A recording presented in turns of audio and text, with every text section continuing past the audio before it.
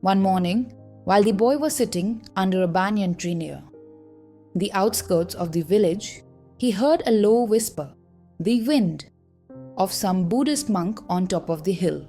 Tallest hill in the village. It was said that this master ventured into the very spirituality of humanity and found pearls of wisdom. The boy's heart was burning, and he knew he had to seek out the mastery learned from him. On the very first rays of light are touching off in orange and pink across a rising dawn sky, the boy started his journey. The course was tough, switchbacking up and down rock-strewn paths winding in and out between trees on the steep side hills, but the boy was determined. Eyes on the peak that he was scaling faster now than it had, and with his powerful climbing, like some epiphytic human mountain goat, he actually appeared to glow above us. We too began moving again as well in Coppolino's roaring slipstream. Seemed to reach the sky. His excitement increased with each step that he took as high as the eagles. Above, it was not a climb for the faint of heart, nor the spirit, but at long last it seemed as if, after an eternity, he had reached the apex. There, among the whispering pines, hid a simple temple. Age had used the wooden doors as an excuse to retire, and settled upon its walls in reminiscence of winter, but it even appeared from the distance quite mundane. Echo stories of the past. The air was rich with the scent of incense, and a deep sense of peace filled the space. The boy's heart beat in harmony with the universe as he stepped inside, a gentle golden light that seemed to emanate from the center of the ground flooded the inside of the temple. The Zen teacher was seated in the middle of the space. He was an elderly man with creases on his face from many happy and sad moments.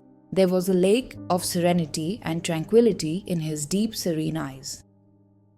He glanced with a look that went right through the boy's delusions and into his heart. The lad came up to the master and bowed deeply, his expression a mixture of respect and eagerness. "Master, how can I find Zen?" he asked, his voice trembling with emotion. He felt the weight of his quest, having traversed rivers and ascended mountains to get here. With a gentle grin, the teacher spoke in a tone reminiscent of a gentle breeze, bringing age-old wisdom. 10 years, he murmured. The child became even more determined.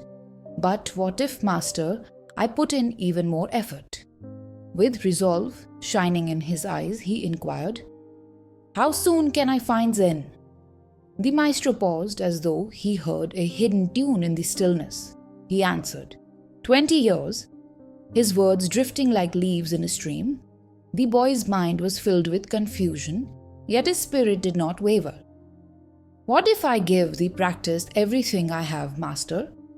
His voice was a mixture of perplexity and anticipation as he inquired, "How long would it take then?" With the nod that seemed to carry the wisdom of the mountains, the master replied, 30 years. The boy's spirit sank, and a shadow of confusion crossed his face. "Master, I don't understand," he said, his voice showing his inner struggle. "The harder I try, the longer it seems to take. Why is that?" The master gave the kid a serene morning-like glance. He said, "You have only one eye on your path when you have one eye on the goal." His words calmed the soil like a gentle downpour. The master's words were carefully considered by the child, and a sudden realization struck him. He understood that the pursuit of Zen involved accepting the journey with all of its ups and downs, pleasures and sorrows, rather than focusing only on getting somewhere. "Imagine that you're climbing a tall tree," the guru went on. "Reaching the top and seizing the luscious fruit that is waiting there is your mission. However, you risk losing your balance and falling if you keep looking up at the fruit. And imagine how delicious it will be. Rather, concentrate on each stride as you ascend. Pay close attention to where you plant your feet and hands.